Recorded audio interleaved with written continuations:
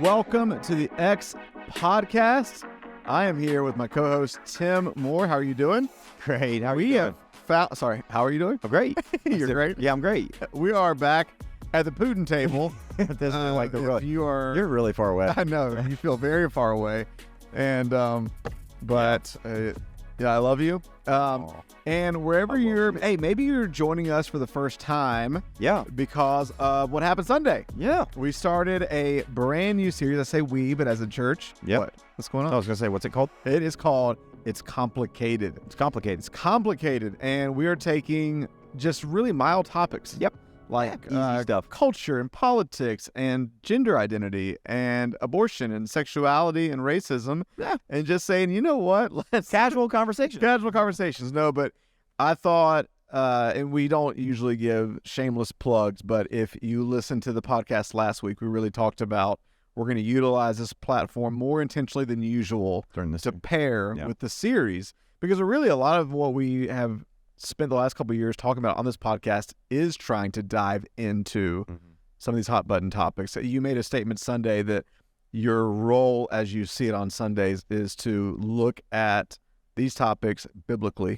And then on this podcast, we get to think through it a little bit more critically. We get to nuance it. How does that play out and flesh out in society and culture? And so I think the two are going to pair beautifully. Yeah. But this past Sunday, you really, in my view, did a masterful job just setting it up. Yeah. It was a setup message. It was a setup message. But you talked about here's what I've learned in the last couple of years. Yeah. Whatever I say. It's going to be taken wrong. Yeah. What is it? Do you remember what I said? You said if I say too little. I said if I say too little, then I am part of the problem. No. That's not what I said. And you get it? Can you get it? And if I say too much, you are the problem. No, that's not what I said. That's not what I said. No. You're close, but that's not how I said it. What I said was, here, I'll pull it up. Okay, I got it. If you say too little, people will assume the worst. If you say too much, you are the worst. You are the worst. Yeah. Yeah. So people laughed when I said that, because we laugh, and it was almost it's almost like that funny, uneasy laugh. When everybody laughs, you go, it's true. You know what I mean? Yeah. And like I even said, if you speak out on something that maybe is, I would also say, countercultural today, you could be canceled. Yep. And just learn that, sometimes I think, there's a pressure to say something about everything. I think we've talked about that before on here. And one of the things I think I learned, and a lot of leaders learned, is that it's hard, because I feel like we almost have to resist and fight back to go, I'm not going to be pressured into just giving you a soundbite. Yeah. Because that's what the popular thing is, what everybody's saying. Right. I want to think through it. I want to wrestle through it. I want to make sure that what I'm saying is thoughtful and it thinks of everybody involved, because I think that's the challenge we have in this really highly politicized culture, is that everything has just been divided into left and right. And we talked about culture wars a little bit even on Sunday. And and I don't want to, you really should go back and watch the X.Church, and I can already tell by the views, this is going to be something that people are leaning into.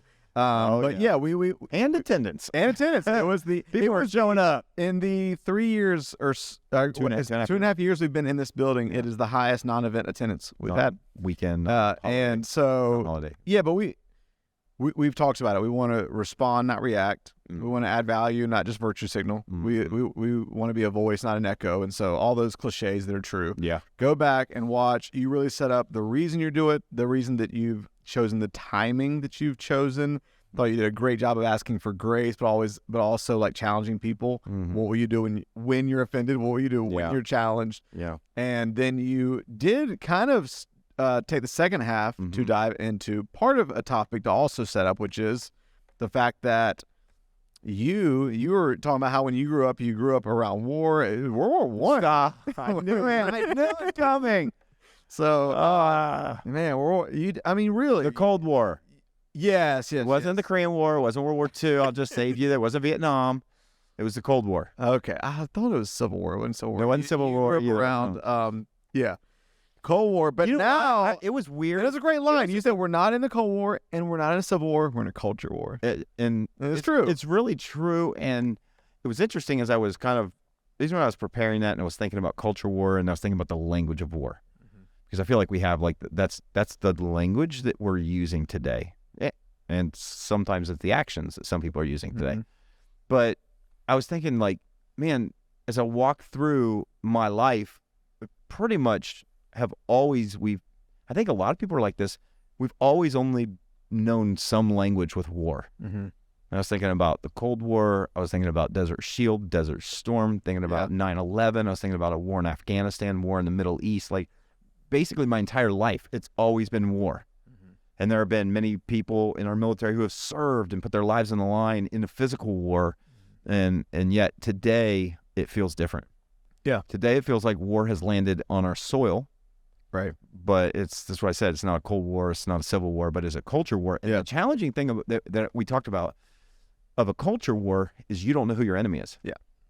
There's no different markings on their sleeves. You don't know. And that's the reality, is that it's some of your Facebook friends. Yep. Well, and even, again, I want to really encourage, if you didn't watch it, go back and watch it. But, on that note, we've encouraged people on Sundays to send in their emails. By the way, if you're watching this and you're part of our community, or if you're not, you don't have to wait till we get to a certain topic. Yeah. If here's what we're talking about: abortion, gender identity, sexuality, racism, politics. That's the next 5. Yeah, it's next 5. And not in order, but start sending emails now. But I will say, on the note that you just said, we did get several emails already, and one of them was somebody that kind of, I think, hopefully in a healthy way, and we're going to talk about it, but opened up a little bit of a wound of how they felt like just the divisiveness of 2020 affected them.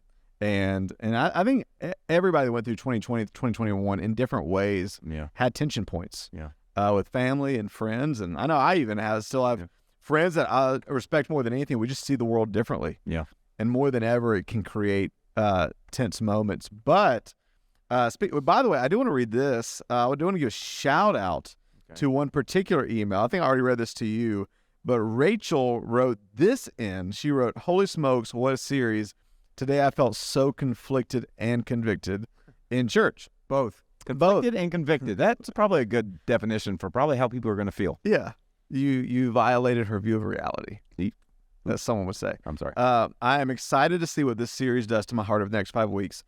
And I read this because I think this, if we're honest, is probably a lot of us in different ways. Yeah. She said, "I truly am at a crossroads." She may be new, no pun intended. In my life, ex-church, where I struggle with my political affiliation, seeing matters as gray instead of black and white, she put in quotes, grace, but also being a disciple and living his truth in the cultural war.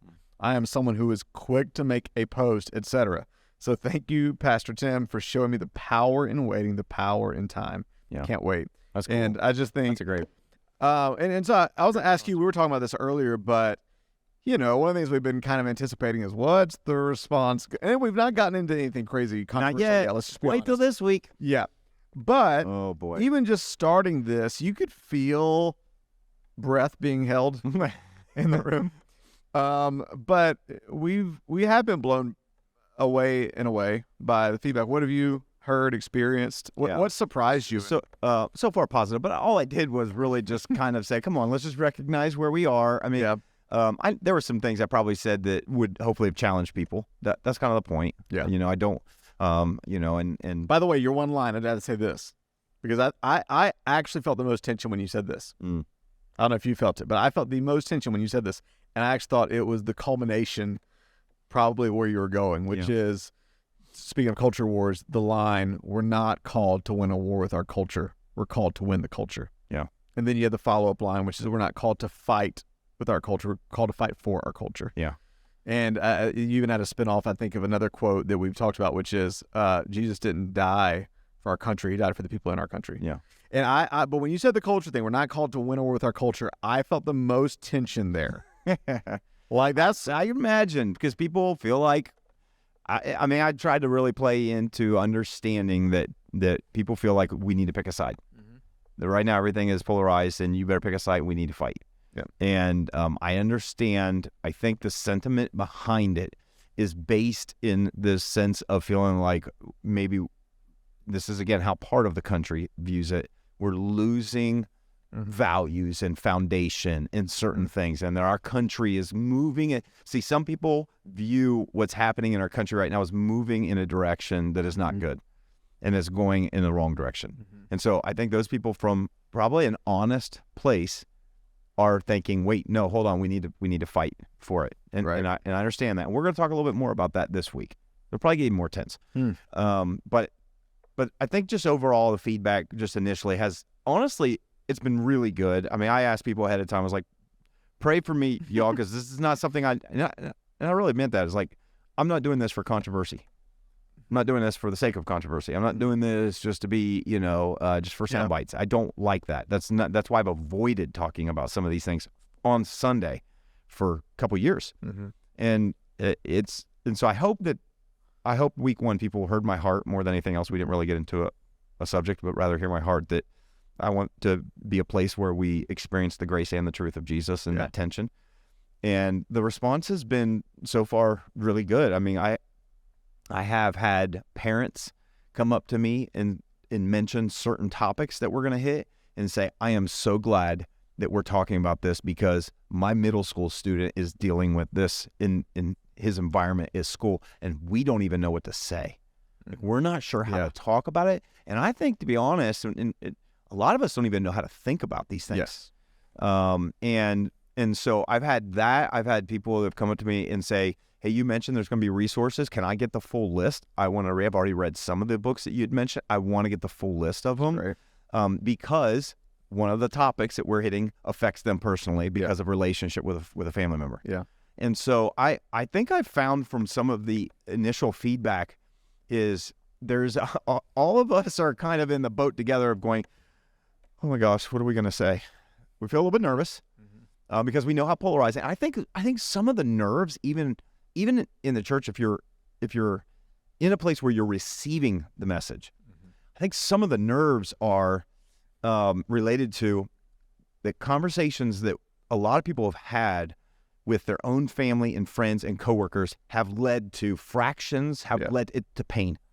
And so I think even sometimes we're going to dive in and talk about, almost feels like ripping a Band-Aid off of a wound and going, are we sure we want to do this? But I think the hope is, there's a lot of hope in this, and you shared some of that. The hope is I know there's more than two sides. I don't want to think in a binary sense that way, but I think you have people in general on one side that you're concerned maybe have a very just dogmatic kind of black and white view of everything morality. And there's that, are there going to be people that are not going to like the level of compassion, the level of empathy, the level of nuance maybe we bring?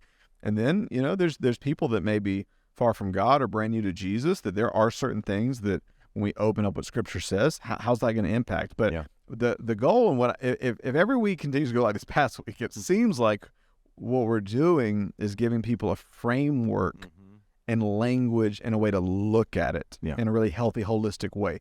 Even where there's disagreement, to say, okay, this gives me an understanding, this gives me empathy, and it's modeling how to think through things, through things intelligently, how to think through things compassionately.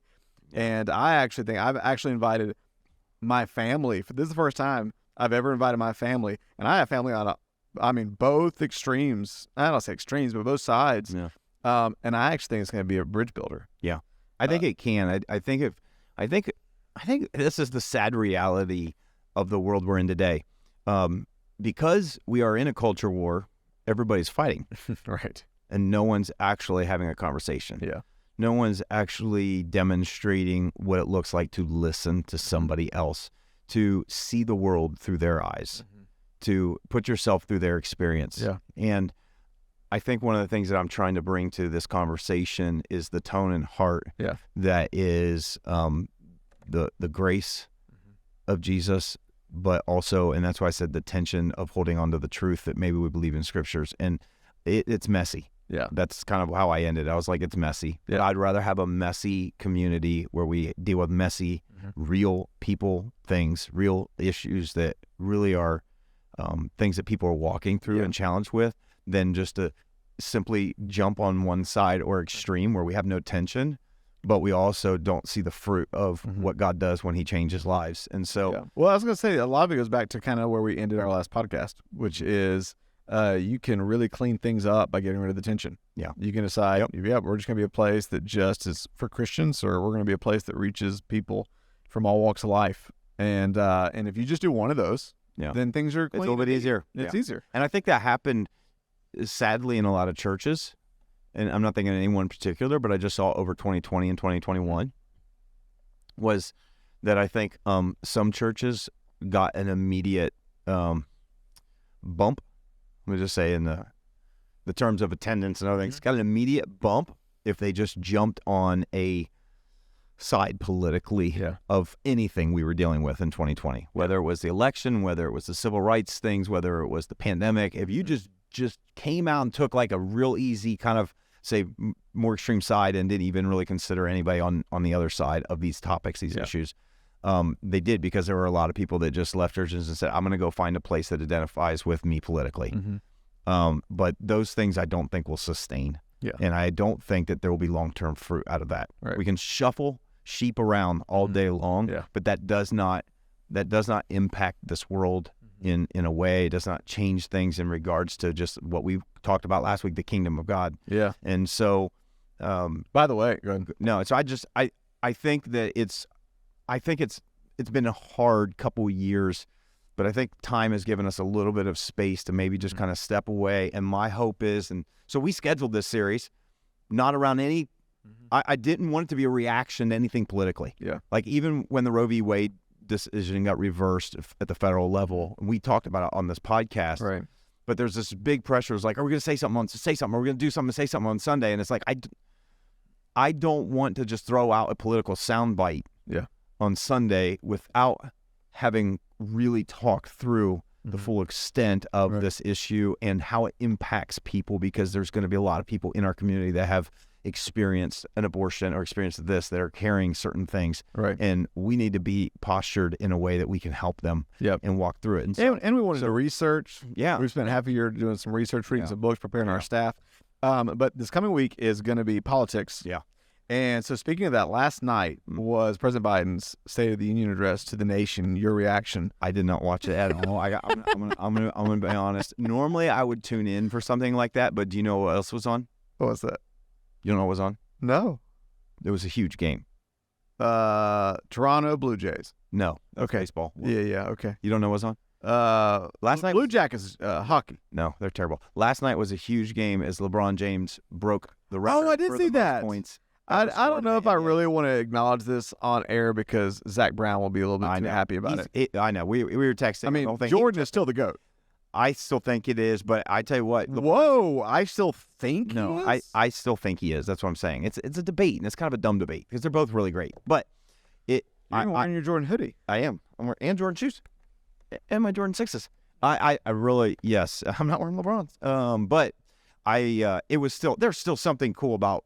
We all anticipating he was going to break it. He needed 36 points. So historically, I was watching in that moment, waiting for it, and they had a little countdown every time he scored.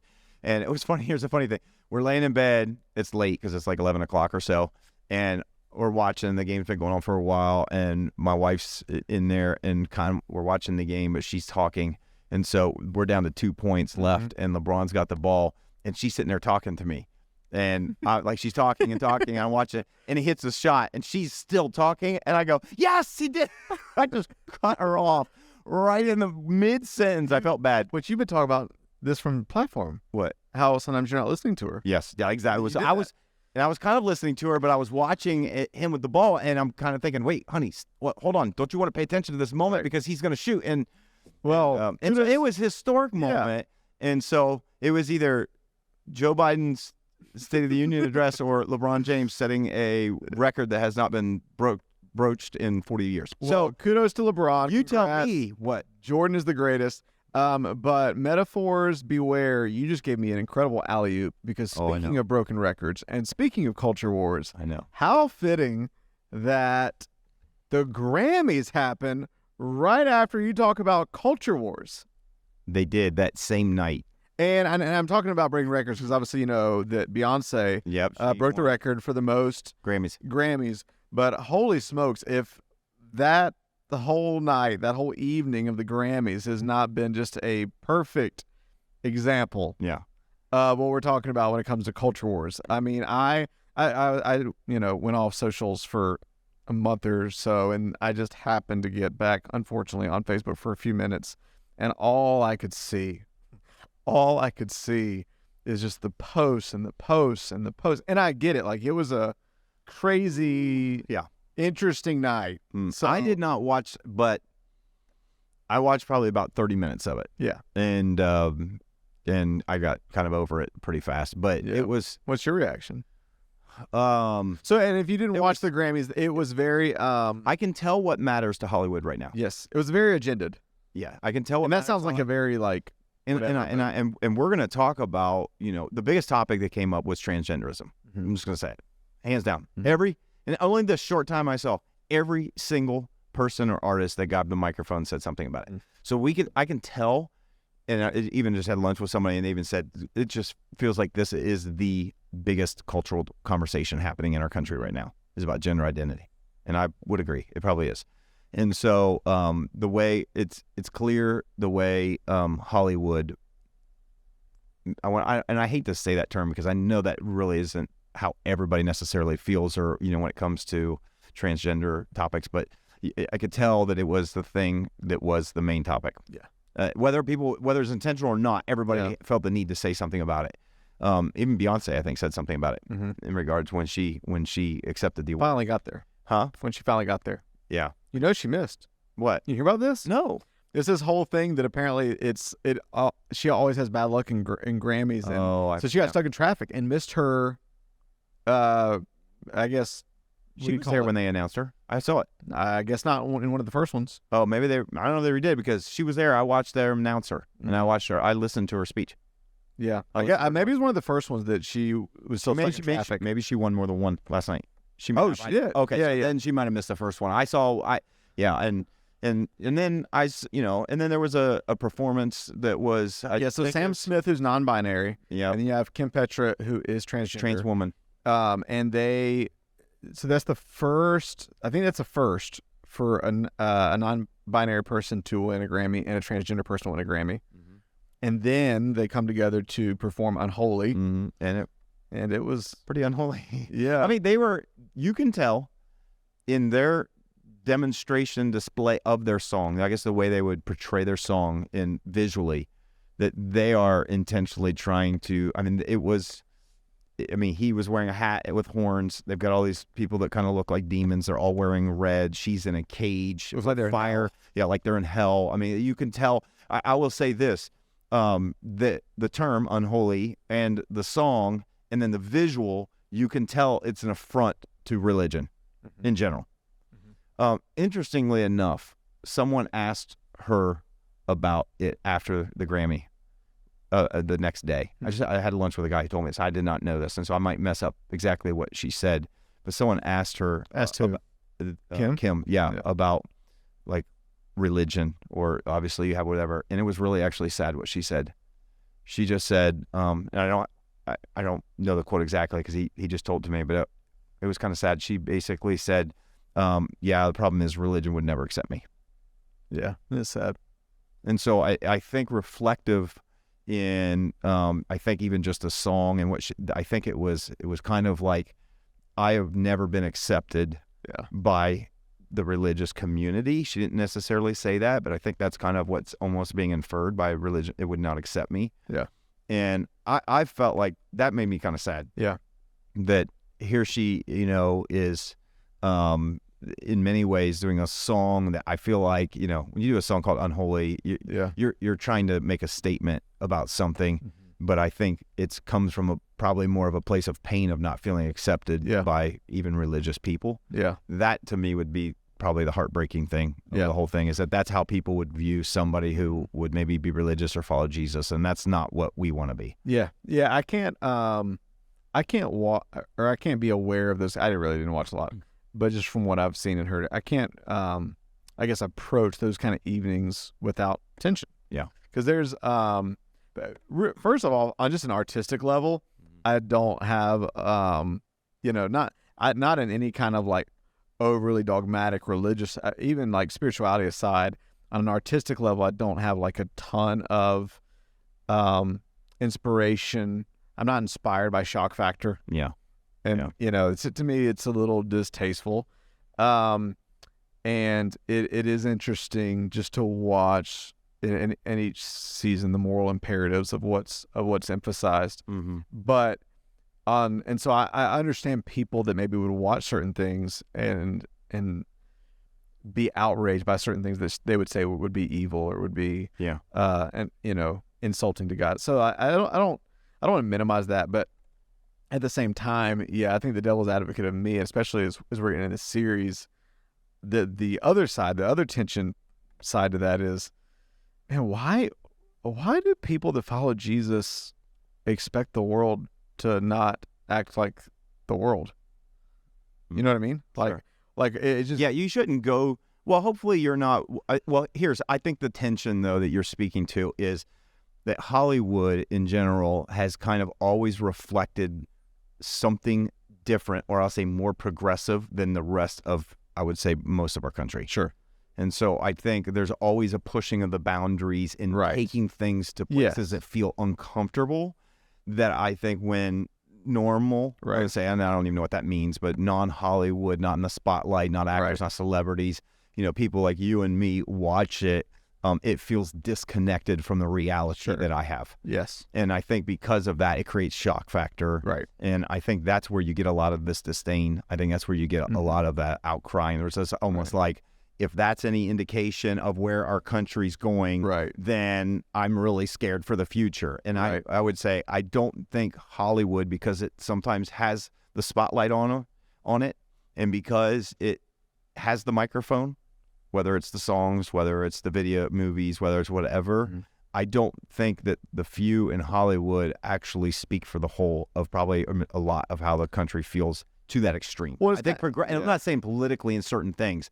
I'm just saying I think there's that tension where it's kind of like, what was the rapper that did the shoe drop with the blood on it or whatever? Oh, yeah. It's like, this is I know. But so I guess in a different way, that's what I'm saying. Like, I understand, like, when it's that extreme and that shocking, why there's this. I understand.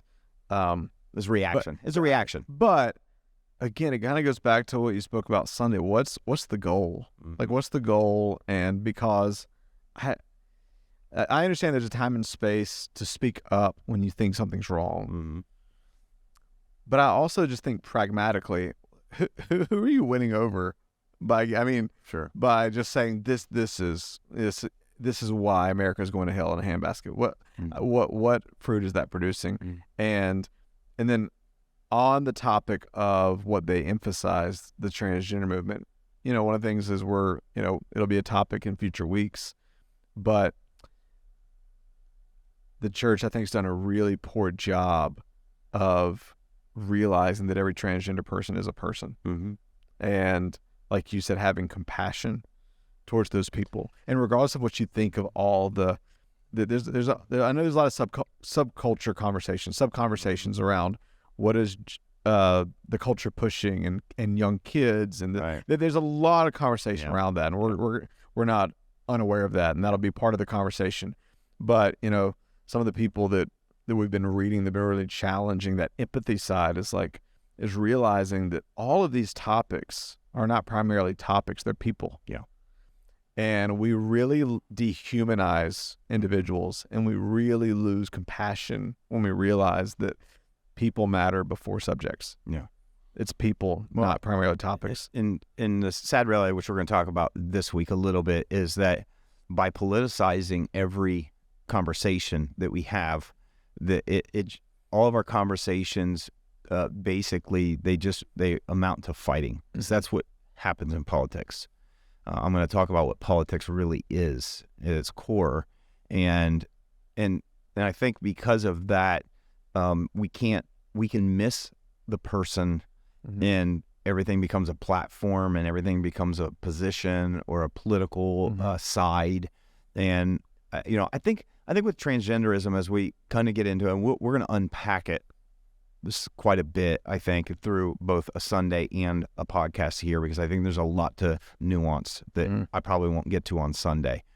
I think that's one of the newest conversations that the church I want to say, because I know just us experiencing, this in our community in the last 5 years I feel like it's something that kind of has come quickly to the forefront. I think probably from Caitlyn Jenner on, which was, I don't remember how years ago, 4 or 5 years or whatever it might, like, I just feel like it advanced this conversation that had been there, but it was so small that it was kind of like, it wasn't as big as it is now. It wasn't the kind of conversations that are going on now. Yeah. And so I feel like it's happened real fast. And I think up until now, and I'm thankful for some people that have really done some great work on it that we've been able to learn from, I've not felt even educated very well on understanding the arguments and the challenges of gender and whether or not there's two or more genders. Not even the arguments, social construct, but what the reality, like what people feel, what is, people are the categories. Experience. Yeah. And so I feel like I've learned a lot. I still don't know. I'm not an expert. I've just learned because we've kind of just tried to dive into it as a staff and pastors and leaderships to know that this is a real conversation. It's not going away. We need to figure out how to talk about it. Yeah. So I think it's great that we're going to have this conversation with our community. The overall feedback that I got for the first week was more of thank you for talking about these things.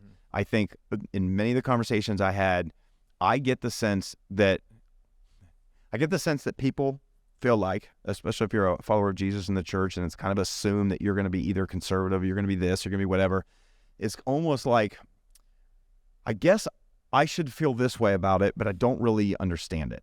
Right. You know what I mean? Yeah. And I don't even know how to have a conversation with my family member or my neighbor or my coworker thoughtfully. Yes. And so I think people are really hoping, and I think that's a little bit of what I try to do. My job is to take this really, really complicated subject and try to kind of parse through it and then put something together that people can kind of put their hands around a little bit and then offer more resources so that they can dive into it themselves. I do think that it's really important if you care that much about these. Here's what I'd say. If you care that much about any of these subjects to yell about them or post about them, make sure you care enough to educate yourself about them too. Yeah. Because I think it's real easy in our culture, and that's almost like what Rachel said. It's just easy to post something instead of wait, let me pause, let me reflect, let me learn, let me listen, let me do all these things. It doesn't necessarily, as I said this past weekend, hasn't changed maybe my mind on what I believe about some of these things, but it has totally changed how I approach them, my perspective, how I talk about them, how I would engage with somebody that's walking through it. It's totally changed everything for me. Yeah. And that's a big deal. So I really hope this becomes a really beautiful series of us walking through kind of messy conversations, knowing that I know it's not going to be perfect. And I know there'll probably be some people that just may not like it. Some people that may get upset. Yeah. Because like I said, I feel that weight going into this week. Yeah. Go politics. Yeah. This week's when you're going to announce who you voted for. Yeah, that's what I'm doing. Yeah. How do I know? So anyways. Real quick question for you. Yeah. And you talked about a lot of this on Sunday. Why do you think we are so susceptible to culture war mentality? Well, I wrote down a couple thoughts. Okay. Well, just quick response is I think it's because of what we've grown up with. I think we've grown up with war language. I think we've been around war in one fashion or another as a country. And but you said, why do we, say it again, why do we... why are we so susceptible to culture war mentality? Why is that so pervasive? It's a really good question. Like, why are we susceptible to it? Well, because I mean, maybe to drill deeper, why are so many followers of Jesus? Yeah. I mean, I know you can get a lot of different interpretations from Scripture and reinterpret things different ways, but you know, when you lay out what you laid out Sunday, it seems pretty clear. But you got millions and millions and millions and millions of people that would claim to follow Jesus in America that would see it completely different than you and are on a rampage to wage war. Well, I will say, I mean, you might have some good reasons. I haven't really thought about that as to why we are susceptible to that mentality. I have actually seen, though, where you're talking about maybe even Christ followers. I've seen over my years being around church that pastors have actually leveraged these kind of cultural conversations to be political without overtly being political. I'm not going to tell you who to vote for, but this is, we've taken sides. But if you love babies, vote your faith. Yeah. Is that If you vote Jesus, like is that too close to the? Well, I'm just saying we have taken sides on all of these issues, and have and so then it's been a political fight to. I go back to what Andy Stanley, and that's what you made reference to a quote that he said, which is, we think it is incumbent upon us to save America, whereas what it really should be, we should care about saving Americans. Yeah. And so I think the confusion there, and again, I'm going to talk, and it's going to be a sense of, I really feel like even this coming week, when we dive into politics, I'm a little apprehensive. I didn't think I was. I thought, one of those other topics that I'm thinking in my head is going to be really, I actually think politics might be one of the more sensitive subjects that we might deal with. Yeah, I'm curious why you're nervous about this one, because it feels very almost like part B of this past week. It feels very connected. It probably will. I'm going to say some things that I'm not even sure I want to say. And I'm not trying to like stir up anything, and I will make sure I clarify. Will you have people stand and show who they voted for? Yeah, that's we're gonna have people sit when they come in. We're gonna split blue and red. Come pick your side. No, but I think politics, in many ways, we've talked about this before on this podcast. When it comes to faith, has almost become integrated. Yes, and I think because it's become integrated, that there isn't a sense that to vote that way is to violate my faith. To not vote, you know what I mean? Yes. Like, it's become meshed and integrated without us even realizing it. And I think there's been a struggle for political power in our country, which is, I'm going to talk about what the politics really are about. And I think that we've been a part of that. And I think it's also a sense of losing something. When you talk to almost anybody that's been a follower of Jesus for a long time, the sentiment is pretty kind of similar. This was a Christian nation. Well, no, it was never really intended to be a Christian nation, but yes, we see some Judeo-Christian principles in the Declaration of Independence. We can see some influence. Yes, but they made sure that it wasn't just for. I mean, the whole point of escaping from England and was we want to be able to be free to worship, not the Church of England, not the, you know what I mean? Right. Like when you go back to history. And so I think because of that, because of some of those principles that were maybe around at the beginning, have kind of carried over, whereas a sense of we were a Christian nation, now we're not. Yeah. And it's been a slow and steady decline. That's the way a conservative would view. Somebody else who doesn't that would say, it's been a very limited, and it's been a country for somebody else, and now we're making slow progress, progress, in another direction. And so you have this clash of worldviews, and I just really think it has more to do maybe with worldviews, which is fine. You can have a different worldview. We should have a different worldview than probably culture will. You know the phrase that just came to mind? I don't even know if this is accurate, but just the way my mind works, I wonder if it'd be fair to say that the far right almost interprets the Constitution as freedom for religion. The far left almost interprets it as freedom from religion, when really it was supposed to be freedom of religion. Yeah. And there's a healthy place in the middle there where we've got to have bearings in morality. Yeah. And we're not ever called to be an anti-Christian nation, but we were never implemented to be a nation that imposes Christian morals on an entire diverse society. Yeah. And I think that's the rub of where we are just culturally right now. And I think for a lot of people in the church, it almost feels like we have to make this last-ditch stand or the country's going to be gone. Yeah.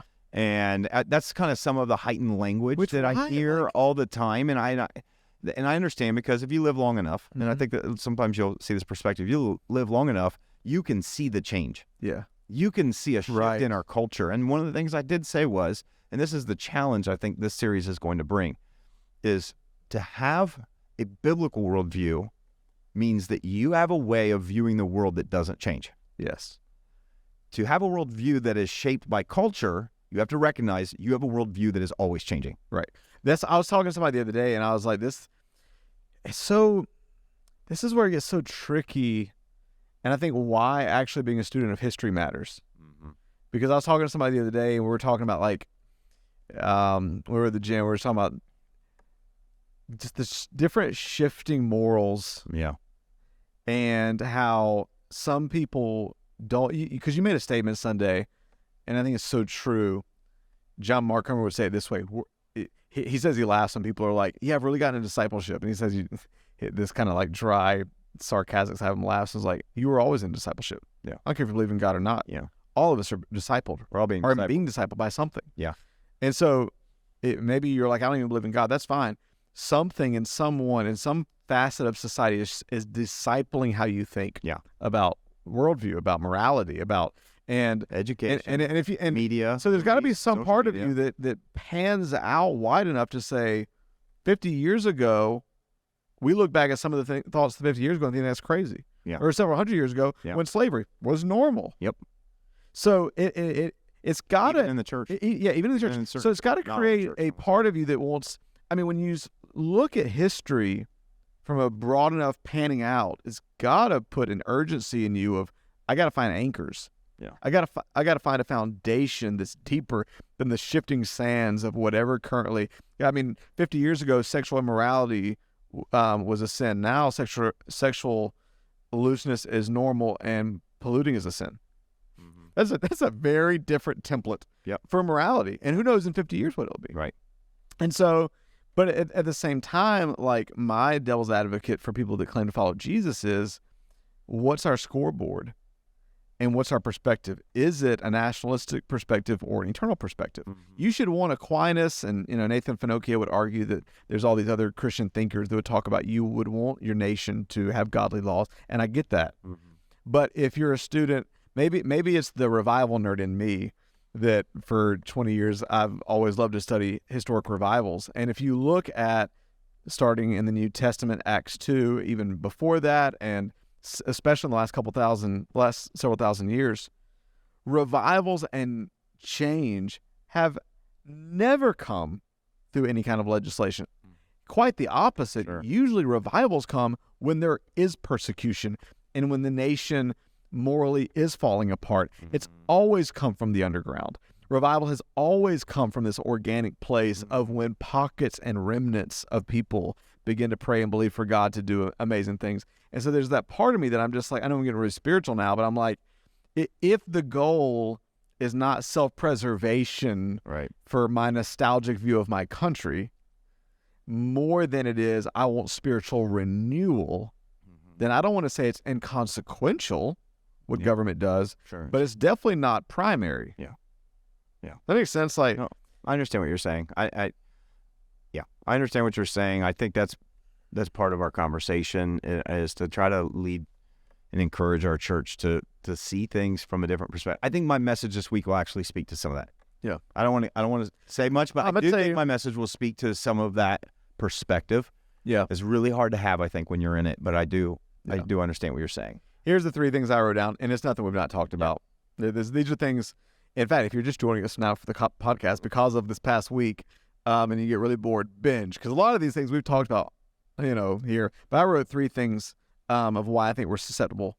And number 1 is tribalism. I think there is a human part of us. I was going to say that groupthink. That gets into groupthink, that gets into us versus them. That, I mean, even if from an evolutionary standpoint of like survival, like you want to, and whether you believe in evolution or not, however we're wired, I believe even by God, but there's a part of our nature in its unhealthy fallen mode that just it's almost like a zero-sum game.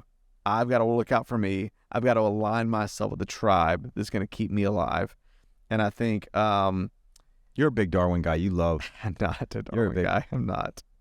You think I'm going to annoy somebody because I said evolutionary? No. But and so calling the American mind, we've said it a million times, but buy and read it because it really gives.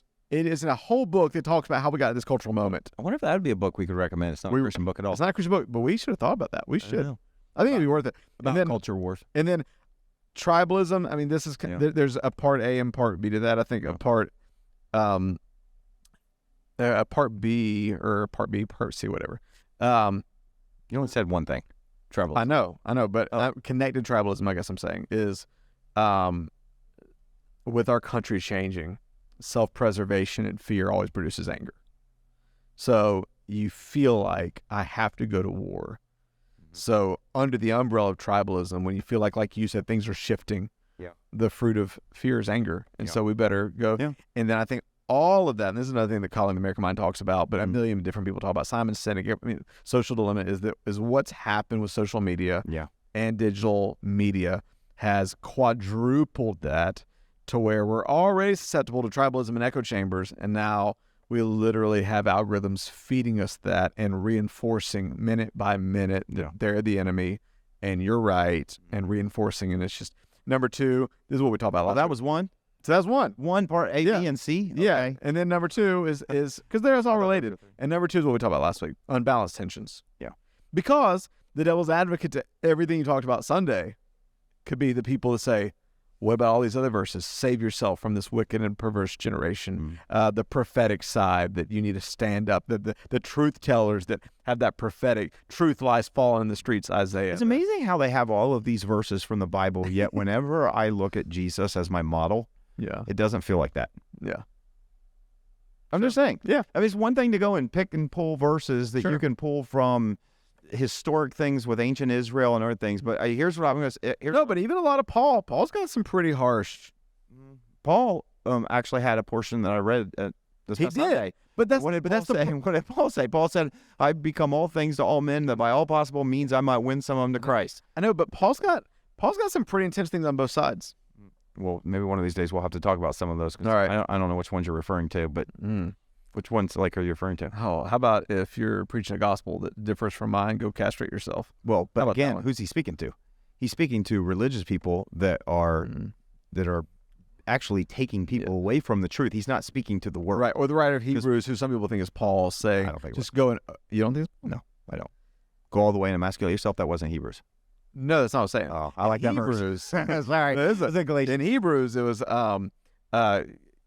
quoting the Old Testament, come out from among them, be separate, come out from the unclean. Just sure, but I think that goes to the save same yourself thing from the wrath of God to come. But I think that still goes to the same exact thing that Paul said, and I love the Message paraphrase of that passage I read in 1 Corinthians. Oh, it was amazing. I love that. What about we want to reach? He said, I want to reach the immoral and the moral. You know, it goes in all the way Eugene Peterson painted. It was beautiful, right?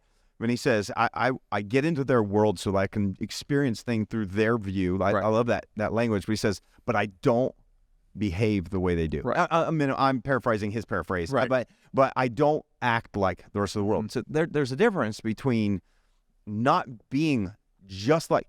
In fact, I'll make a great argument. When you get into a culture war and you start fighting and yelling at people and not loving your enemies the way Jesus says, you are more like the world. Right. You're not being holier. Right. You're being more like the rest of the world. Right. In other words, the world can't tell you apart. Yep. Because some of the nastiest people that I know they exist on all sides, but probably because of the echo chamber of following a lot of followers of Jesus and being in a church community, some of the nastiest stuff I see come from Christians. I 100% agree. So if you want to talk about that passage, then let's talk about how to not be like them, to come out from them, be different, means to not lower yourself into the same place where somebody else might fight. So, right. No, I 100% agree. I'm just bringing up the tension. I like the devil's advocate, but I'm just bringing up the tension that because you're talking about Jesus, but I'm talking about at times, and this, I'm not defeating the people that don't like Paul, because I love Paul, but at times, you see Jesus saying, if they're not for us, if they're not against us, they're for us. You see Jesus saying, this is how the world's going to know that you're mine, that you have love for another. Right. But then you have Paul, who's pretty quick to call people out. But usually you have church. That's what I'm saying, though. But it's calling the church out. But I think that's the difference in what Jesus was doing, don't you? No. Why? Because the whole point the disciples were making, remember that in that first example was, here's a group of people doing stuff in your name, tell them to stop. We don't like them. Yeah. And Jesus' whole point was, in the quote-unquote, in the church, but if they're not against us, they're for us. Right. I'm just saying there's times where Paul also said that there are people out there, because I was just reading this in my 5-day-a-week reading through the Bible in a year plan that we're doing. Yeah. I was reading in Philippians, and Paul talks about people that are out there causing trouble for him, who's in chains for the gospel, and they're preaching something with false motives. And he says, regardless of what their motives are. I don't care. They're I preaching know. the gospel. So that's what I'm saying. I think But that's my point. He says so many things on both sides, it seems, at times. I don't see the other side, I guess. No. Okay, maybe you come with some suggestions or some verses next time, and maybe we can talk about, because I'm not really seeing that perspective, I guess. Just let's do like 6.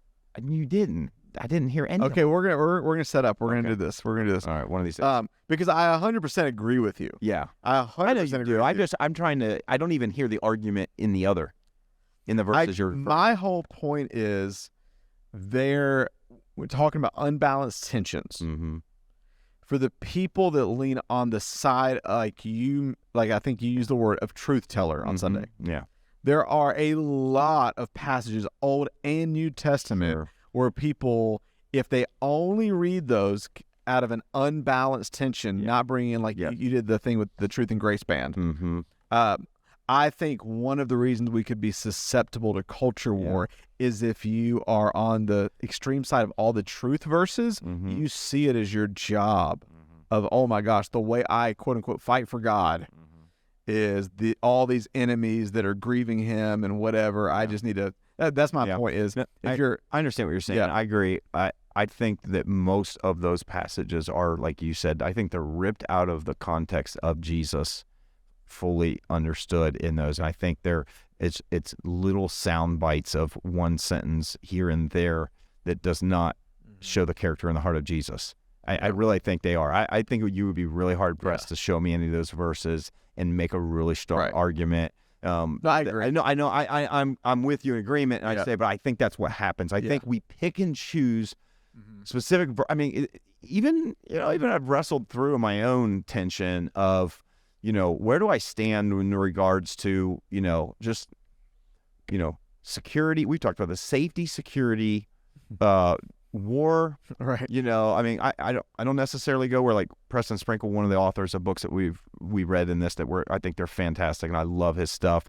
He studies things and comes to a real pacifist type of view of everything, in almost every reason. Yeah. I read the Old Testament and New Testament combined. I don't necessarily share that same perspective, but I have been more and more deeply challenged by what is my perspective and my view when it comes to just a variety of those subjects and how they interlock. And how are you going to get rid of all your guns? No, I haven't gotten rid of them, but it's too expensive to shoot them. But but I've been challenged a little bit more just as of late, as I said, like to what extent do you take something because you feel justified in doing it? Yeah. And maybe you are justified in doing it according to law, with some of the perspective that I shared this past Sunday of what Jesus says. Yeah. Like that's I wrestle in that tension. So that's a real tension that I kind of wrestle in. It's like, hey, I would want to protect my family. And I'm not saying you shouldn't protect your family. And I see all kinds of incidents. We don't need to go into all kinds of stuff in the Old Testament where God protected the Israelites. Okay, I can see this. God is. I mean, there's God is our protector. I see that perspective. And that's one sense, but then there's the other sense of kind of having this real militant type of attitude when it comes to things, and like I'm ready to go to war and shoot and kill anybody that's going to stand in the way of where we're going or what we're doing as a country, or you're going to try, and I think that's again, these are extremes, but I think I still find myself kind of wrestling the tension of that, and then Jesus going, hey, if someone strikes you on one cheek, turn the other. If someone makes you go 1 mile, go 2. Yeah. Love your enemies. Hard to love your enemies. Hard to love your enemies if you're fighting with them and you're so I wrestle with that tension, because I don't want to just slap platitudes from statements that we pull from Jesus' sermons on real simplistic things or real complex things. Yes. Because they're more complicated than that. And so there's liberty, I think, in that. I think we have to follow the Holy Spirit. We got to follow, you know what I mean? Yeah. Kind of that, but I'm telling about myself personally being more and more challenged. The more I view Jesus, the more I'm being challenged with a version of militant Christ, that I think has been painted over and over, even at times in the church, right? That I don't know if that's a great picture of Jesus. Yeah, so it's a very American picture of Jesus. It is, and so and I'm very pro military. I'm very pro. My daughter's just joined. I have guns. And so that's just a tension. It's a tension that I'm like living in and walking through. It's not changed necessarily in my views, but the more I follow Jesus, the more I try to look for what does Jesus look like in all of these situations. Right. If it's different, then I want to change and be more like him. It's tension. So anyways, It's Paul. We didn't mean to get into all that, but It's Paul saying, consider both the kindness and severity of God. Hmm. So what do you do with that? It's God is love. And Paul later saying God is also an all-consuming fire. Yeah. It's like, how do you... Anyways, okay. So the three things to wrap it up. One, I just wrote down tribalism. 2, unbalanced tensions. And then the 3, and I thought the most about this over the last few years, and I think we underestimate this one the most. The gravitational force and pull of the subcultures we're from or around. sure. I just think, like, I had a friend ask me, and Nurture. not in say what? Nurture. Yes, nurture. How much does our environment affect? Like and I don't want to speak in an arrogant way that I'm not affected by this, but there are people that I've talked to on extremes. I don't want to be specific, but don't be specific. but there is. I have a friend that, in my view, had an extreme view on something that I would have only heard about in the news. And I got friends on all sides, conservatives, liberals, all. But I mean, I don't know. This was extreme. Pan. No, Can you be pan politically? I didn't mean sexually. I meant politically. I don't know. But I remember when I got a conversation with this friend, I asked him, and he's like, "Oh yeah, everybody I know feels that way. Everybody on my Facebook," and I'm like, "Oh wow." And one of my cousins was asking, he's like, how do you, and we're talking about mutual friends, he's like, how do you think, and I just said one day, I said, I think we all, myself included, we underestimate the gravitational force of what we're around. And specifically, I think, you mentioned this earlier, I know this was a problem, like you said, Sunday in Israel when Jesus came, but I just think, I could be wrong, if there's any country in the world currently where it's tough to not blur the lines between follower of Jesus and politics and what that means, I think it's America. I think there's probably not a country on earth currently that's as tough to not blur the line, especially depending on what part of the country you're from, to where you don't even think about it. I mean, I told you, I'm trying not to, I don't want to get as controversial already, but we can cut this out. We don't cut anything out. We say it all the time. It's but be controversial. Okay, I don't that enough. Okay, Sunday. no, I don't think this is controversial. This is, you just mentioned guns. There was a preacher that I really respect. Yeah. That was on a podcast. Oh, I know who you're talking And about. yeah, you know exactly where I'm going. His name. You know exactly where I'm going with this. And he said, and he goes, yeah, and he would be one of those people that, in his view, it's a culture war. And he's like, and we need to fight for these things that are obviously biblical. Pro-life. Okay, I can understand why he said that. Blah, blah. And then he said, and the right to bear arms. And I just thought, it's constitutional. I'm like, okay, regardless, biblical. Yeah, regardless of how passionate you are in guns, regardless of Second Amendment, regardless of constitutional, how did you just blur that into following Jesus? How did you just blur that into a biblical stance? Fight all you want to. A lot of people listening right now that would disagree or would agree with him. But I would challenge that. And I'm not saying I'm against guns. I'm just saying, Send your hate mail to russ.moore. No. Yeah, this is not an anti-gun stand. I know. I'm I just saying, understand. if you are passionate about a Second Amendment, That's stand up for Second Amendment. Sure. But Don't say that it's blur biblical. that into the gospel. Yeah, don't say that's biblical. But I just think it can be so easy, depending on family, your influences, to have subculture versions of Christianity that are more culturally and subculturally influenced. And Western. Okay, look. Okay, And Western. I'm going to give you one last example. One last example of this. No, this will be less. This will not be controversial. This is on the opposite side. In the South, where I'm from, I grew up understanding that to have a glass of wine with dinner is sinful. Yeah. You grew up with that understanding? I grew up. Yeah. I think we did too. Absolutely assuming and understanding that. We never saw alcohol. I didn't see alcohol in our house ever when my parents drank until we moved to Germany. And this is not Then my parents started drinking beer, and I was like, we literally, I'm not lying. All of us were like, what's happened to them? They just had beer.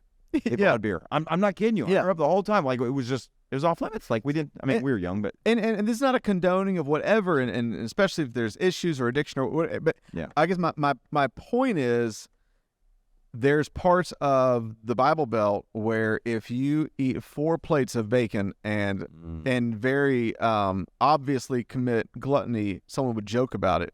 But if you have a glass of red wine with a healthy fish and veggies dinner, you would be judged. Yeah. And my whole point is, it's not until sometimes you get outside of something that you're like, Sure. oh, that's not a biblical perspective. That's just a subcultural taboo. Yeah. And I just think all of us have a gravitational pull that we probably aren't always aware of. I agree. So anyways, I think that's good. okay. Good conversation. Do we have time for the email question? How long is it? Or should we save it for another week? Or what, does it fit in one of the other weeks or no? Does it fit or no? We can save it for another week. Does it fit? What would it be in? I mean, it's basically, they don't go in detail. But all right, just do it real quick. Let's just try to answer it quick. You don't have to read the whole thing. Maybe just read so basically, parts of it. This is hard to condense.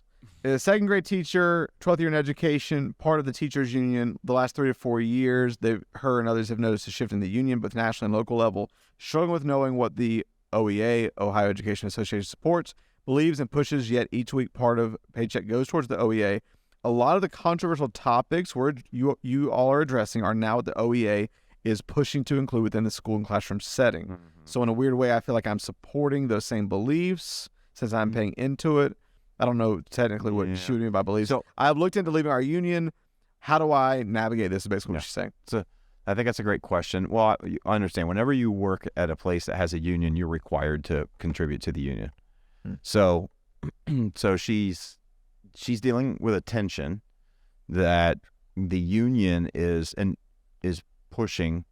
My guess, based on the current conversations of what's happening in education right now, and she did not say, but my guess is the primary one she's talking about is gender identity. I would assume that. It could be other things, but that's the newer, fresh conversation. Or racism, CRT. It could be that. I think, and maybe it's both, especially with what we talked about with like Florida and the bill, the Don't Say Gay bill, and all that stuff that was going on about my cousin still says there's nothing to worry about in schools.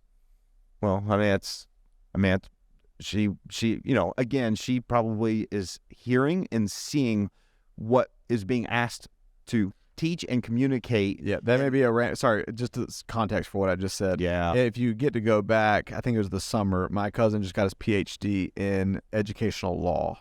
Yeah, and so we had a conversation around some of these topics if you want to go back and binge. Anyways, go ahead. I think this is one of those examples that I think this is one of those, like, how principled are you? Mm-hmm. I probably would not be. This is me personally. Again, this is outside of like, well, what does Scripture tell us? This is. I think this is one of like conscience. I think it's one where you have conscience, you have liberty to kind of walk this out. I don't. If you are so principled that you're like, I don't want my money going toward here's the thing: the union does more than just push some type of agenda down. The union is supposed to take care of the teachers. The union is supposed to do other things. So you're paying into other things besides that. And I understand that they share different beliefs than maybe you do. I personally, like, I don't feel like I would have to get out of the union. This isn't an elective thing. This is something she is required to pay into. Now, if there is an option to get out of the union, and sometimes there is for religious reasons, you might go, I do not, whatever. I mean, I think if you feel that passionate about it, then find out if that's a possibility. Mm. My personal feeling, again, I'm not in this person's shoes. I don't know what it's like to have them going, and I don't know what grade, and I think there are some teachers. I really do think that we are coming to a place where there's some teachers that are probably making some hard decisions about whether or not they will even stay in teaching in a public school because of maybe what they feel like they're forced to teach. Sure. And maybe they'll go, I'm not going to teach that. And I understand that. Here's what I would kind of maybe, and again, I don't know the world of teaching, so I might be speaking so out of place. And if I am, just ignore me. Okay. I think, is there more benefit, and what does it look like for you to try to be in that environment and be able to, as you're teaching things, I don't know if there's a freedom to do that, to even be able to express, this is a view. Mm-hmm. Right. And you may not have the liberty to share, hold on, I think there's a completely different view. Right. But you might be the kind of teacher or the person that would say, what I'm going to teach is a view, about gender is a cultural, what about this? And you could teach because you're supposed to teach whatever there. I know, I'll give you an example. I know a science teacher that my daughters have had in school, and I love him. He's a great dude. He's a Christian. We've had lots of conversations about science, about evolution, about all these things. Right. And he has been forced. Okay, here's somebody who I'd say that for the most part does not believe in evolution to an extent that it's being taught. Maybe whether it's microevolution or different parts, but not in macro or whatever. Right. But he's a primary science teacher at public high school, has to teach it. Right. And his perspective in teaching this, and he has tenure and whatever, is he'll say, here's a view and teach that. And he'll say, not everybody shares the scientific view. Right. And has even said, if you don't share the scientific view, that's okay. If you ever want to talk about different views, whatever, you are welcome to come see me. Yeah. And so again, it's not pushing a view. It's not, and I understand in some environments, you got to be real careful when you do this. But I think to myself, I would rather have a teacher that's in that place who is giving. There could be another perspective, even if they're not giving the perspective, because maybe they're not, and opening up for a conversation if somebody were to seek them out. Again, I don't know how young of an age, and maybe you can't do that. Yeah. So I don't know if I'm speaking to all this the way I should, but I would rather have someone like that teacher where my daughters went to school to know that if you had a different view, it's okay. You're not the only one. Right. Without even speaking of the view, then not have a teacher that has some kind of value there that then teaches all the kids one direction in a way. So I don't know if that helps. I don't know if it makes sense. I feel like when it comes to the union, to me, I feel like if it's a major principle to where you can't work there, then follow your conscience. I think that's important too. Yeah. Go do something else. Go to another school. But if you can be there and make a difference, if you can be salt and light, you can be salt and light in a place where you can make a difference without crossing the boundary and go in there and start teaching about Jesus and all that. I understand a public school that's not going to be very welcome. Yeah, I think it's kind of like what Jesus said: "Be harmless as doves, but shrewd and wise as serpents." And I think, and I'm sure it's tricky. I'm not fully as cognizant of everything that happens with the union. I know part of it's talking about money, like where money goes. So I know that's, she emphasized that they'll take a certain amount of money. But I agree with you. I think follow your conscience. But if I'm a teacher or I'm somebody in one of these settings, I also want to be really, really careful. On the other hand, I want to stay aware that we're in the middle of an outrage culture, hijacked by fear and sensationalism. And so I want to make sure that in the middle of heightened fear and outrage culture, I don't hear rumors and whispers and be like, oh my gosh, I got to tap out. I think you can make slow, thoughtful, wise decisions. And if it ever comes to where it's like, oh my gosh, I'm in the middle of this and they're telling me I have to. Yeah. I think then when your conscience is really conflicted and you're just like, that's when, okay, but that would be me. I would be slow to. It's a great question. And that's a question about being stuck in the middle of a culture war. What do I do? And so I'd say if you have more questions, right? I know we got to go. Yeah. A great book, by the way, maybe for that. And maybe not a great book. I know we're looking at what our resources are going to be. Chris Hodges' Daniel Dilemma. How to stand firm and love well in the middle of a culture compromise. Yeah. That's the whole. So good question. We have other questions coming in as they're appropriate for each week. We're going to dive into them. So I'd just encourage you that if you have a question about any of these topics, especially, I would encourage you, if you're just someone who follows the podcast but not the church on Sunday. I know it might be outside the norm. Maybe you're like, hey, I'm not a church person and I don't really believe what you believe. I think at least if you find these conversations interesting, I would encourage you to go back and listen to the actual messages first. Yeah. Because I do think they'll give some context of how we believe and the heart that we bring to it, which is just as important as what we're talking about. And so if you have questions, this coming week is politics. Pray for me. It's going to be, I'm trying to, I literally have things at times I go, even this past Sunday, I go, nope, Tim, don't say that. You just want to say that. Don't say that. It's not necessary to say. So I'm trying to remove my own, at times I want to personally say things, but that's not what I ultimately want to do. Yeah. I want to try to bring something that I think is instructional, is thoughtful, that will really challenge us all. So podcast at thex.church. Submit your questions about politics, abortion, racism, sexuality, gender identity, transgenderism, or any thoughts about things going on in culture that you want us to talk about, and we will spend time doing that It's been a great conversation. Great conversation. I'm looking forward to it. Email us, and this Sunday should be fun. TheX.Church. Go check out the message if you haven't already. Until then, we'll see you next week.